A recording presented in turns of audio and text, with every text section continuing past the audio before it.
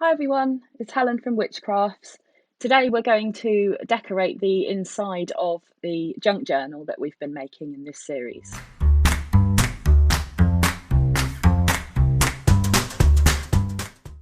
I'm recording this as a voiceover because it's the Easter holidays, which is why there's been a bit of a hiatus on videos. And also at the time I was recording this, there was an awful lot of background noise, so I wasn't able to get a clear audio. So all we're going to do is just work our way through the book and add in various places some different embellishments. So the first thing I'm doing here is I'm going to add a belly band at the front of the journal, which you can use to tuck pieces of paper or journaling cards or whatever you want into the front cover.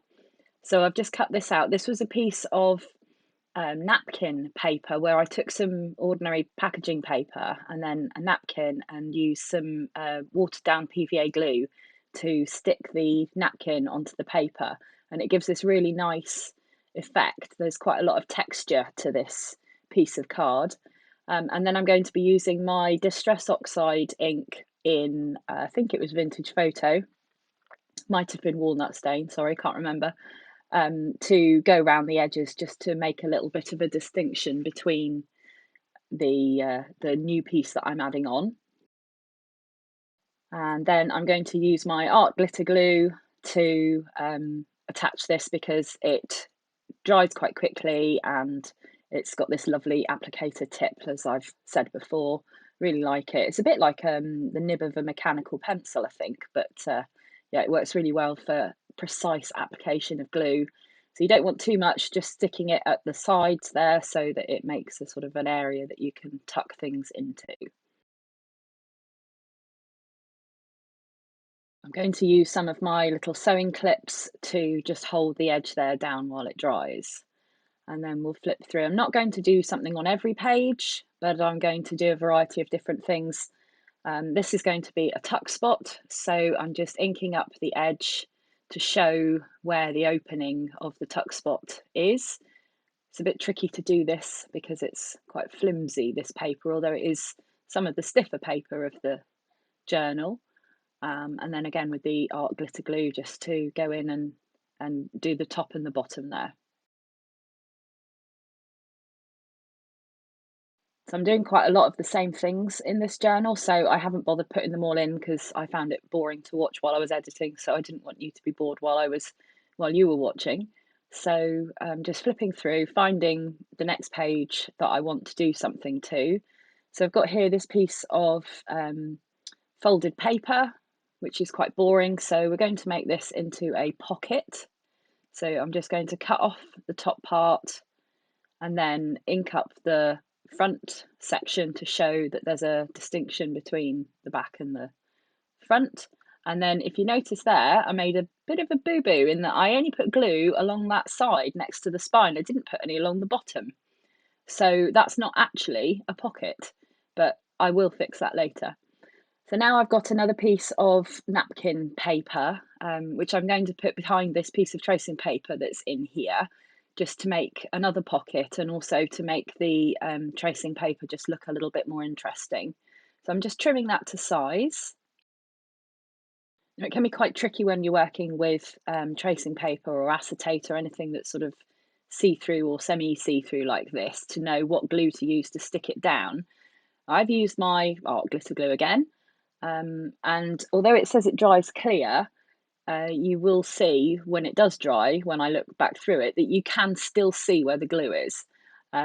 So either you could add something over the top, bit of washi tape or something, or you can just leave it or use different glue. I think some people use double-sided tape perhaps. Now this is a 1.5-inch circle punch that I'm going to use just to cut a slot in the front of the tracing paper there, just to make it easier to see. It's not the sharpest punch in the world, so it didn't do a particularly great job of punching that there. Now this is half an envelope, which is obviously folded into the book, and it's not able to be used at the moment. So all I'm going to do is just trim down the edge closest to where it's bound into the spine of the book, so that flap can now open. But obviously this is a really boring plain white envelope, so we need to do something to make it look a bit more interesting. I've got a load of washi tape that I don't use anything like as much as I should do. So I found this sort of blue polka dot kind of one, and I'm going to just stick some onto the flap just to make it look a little bit more interesting. So you just measure it out, and then obviously the thing with washi tape is that it's not meant to be a permanent sticky. It's a bit like masking tape from that point. I think it's, you know, mainly meant for being able to remove it once you've finished. So I always put some glue down. You could just use Pritt stick to do that. It would work just fine, just a glue stick. And then I put some the other side of the flap as well, and obviously where the sticky edge would have been to seal the envelope, I didn't need to bother putting glue. So we've got another tuck spot here,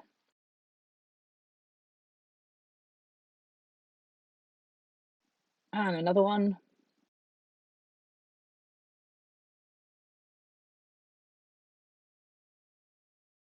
So just glue those down.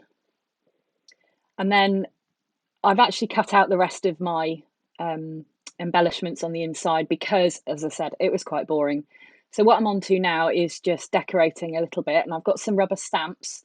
I really like this method of storing them that I came up with. I'll probably do a video on how I've made these. It's really, really easy because I've got some new stamps that came with a craft magazine that I need to store in the same way so that I can use them. This is a really, really big stamp. I can't remember where I got it from, I'm afraid.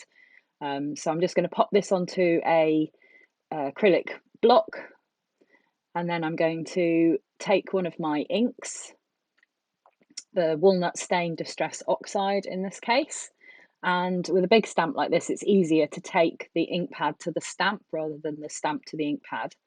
So just ink that up and then turn that over and press it down. Obviously, it's quite squashy because of all the other pages underneath, so you have to push quite hard, but that's come out with a good impression. And then taking another stamp, again, I can't remember where I got these from. If I do remember, then I will pop a link down below in the description box.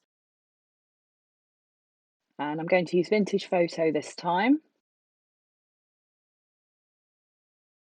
And this time, because it's a small stamp, I'm going to take the stamp to the ink pad rather than the other way round. Slightly off frame there. Now I've picked the wrong Vintage Photo ink pad there. I've got two, and one of them is quite dried out, and obviously I've picked the wrong one there. Okay, so back to using that big stamp again.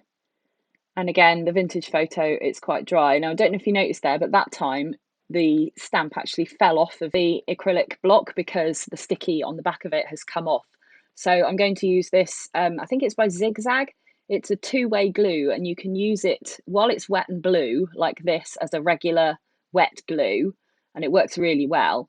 Or alternatively, you can put it on like this and then leave it to dry, and it then just becomes like a sticky surface, which helps to with things like acrylic stamps where they sometimes fall off. I think I did the same with the big one there because it's the same kind. And again, these are some really nice stamps that I've got, and again, I can't remember where I got them from. This time I'm going to use Ground Espresso Distress Oxide ink, and I'm going to stamp this onto the background here a couple of times, just in a couple of different places, just to make that look more interesting. And then next I'm using a snippet roll that I made by putting some offcut scraps of papers that I had onto some wide masking tape with the sticky side up, and then just popping those down in place, and you see I inked around some of them. So I'm just adding this little section of it here. It's also got some stitching on it. So I'm adding that at the bottom of that envelope there just to make a front pocket area, and I inked around the edges of that before I stuck it down as well. And now I've got these little tiny leaf stamps, and I think I'm using tea dye this time to just pop down some ones, and obviously that didn't work very well, so I'm just going over it again. Next we've got to the middle of the signature, and the strings are a bit long, so I've just trimmed those down, and then I'm going to use the crackle background stamp again to stamp onto this envelope, and I just put a piece of paper there to protect the other pages so that the ink didn't transfer while it was still wet. And then this is the other one of these really long stamps, which I'm just going to pop onto this page a couple of different times. It's quite funky actually, it looks a bit like a ruler. It's a nice one to use if you want to then rip it up and use it in the background of collages. Got another piece of napkin paper here. So this time, instead of making a pocket, I'm just adding it onto the next page effectively. And because I realised about the glue not looking particularly great when it's dry, I'm using some more washi tape just to partly hold it in place, but also to kind of hide that glue because it doesn't look particularly nice. So just a couple of pieces of washi tape and some glue to reinforce it, just to hold that extra page in place. And then I'm just using the back of a paintbrush there just to squish it down into the spine to make sure that it stays in place. And then just adjust the edges of the washi tape with a knife to fold them over, and it fits really well.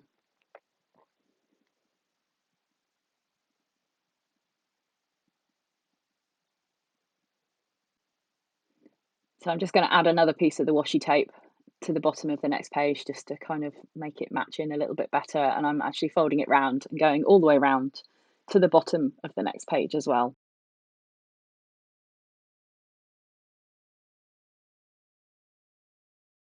Now I've got another one of my little flower or leaf stamps that I'm just going to pop onto this plain tea-dyed page and on the next previous as well. And then I've got a ruffle roll here, which is some pieces of ribbon sewn onto a piece of calico. So I'm just going to chop off a little section of that, and I'm going to add this as a page tab at the top of this rather boring piece of exercise book paper, and then I put a clip on it to hold it in place. And then some more of this washi tape. I used it in the previous bit just to make some of the embellishments.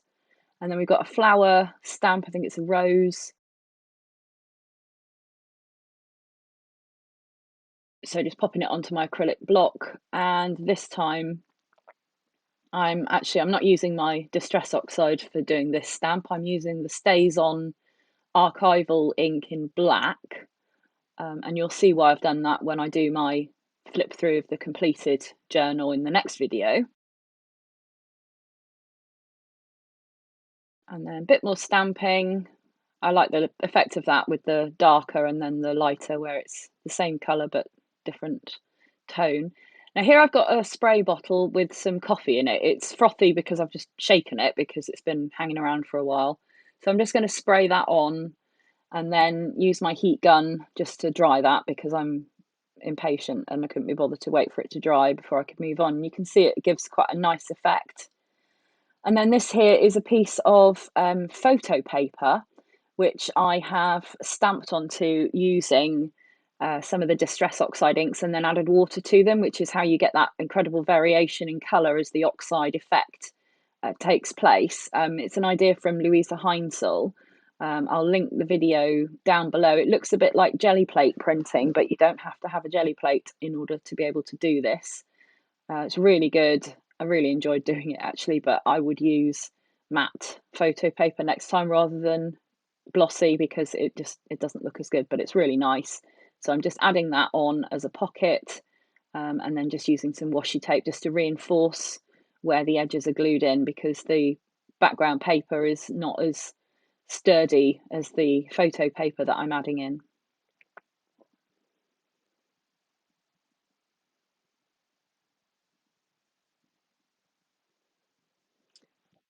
And then there's a few more pages. So I haven't done an awful lot more. I have done another belly band at the back of the journal. The next video that I do is going to be a flip through of the entire journal where I will have added all of the embellishments, and I'm also going to add in some extra bits and bobs like tags and cards and those sorts of things just to make it look a bit more completed.